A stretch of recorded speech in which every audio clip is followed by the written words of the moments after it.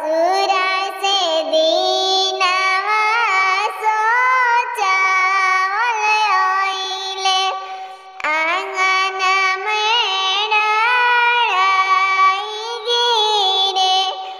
अरे माई ससुर नीरा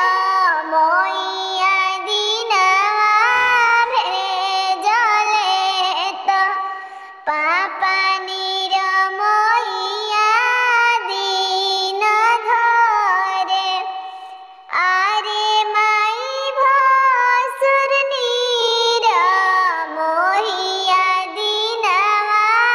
भेजले तो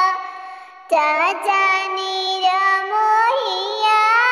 दीन धरे अरे माई भसुर नीरा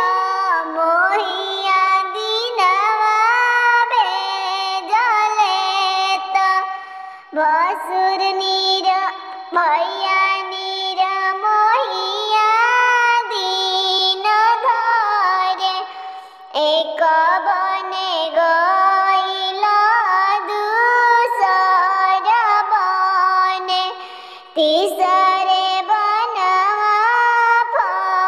फरकेला किया तोरे सखिया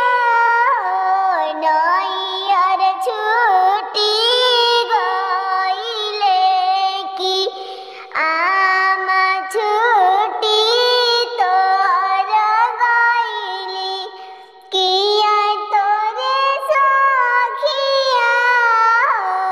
भैया छूटी गइले कि भाभी तोहर छूटी गइली भाभी तोहर छूटी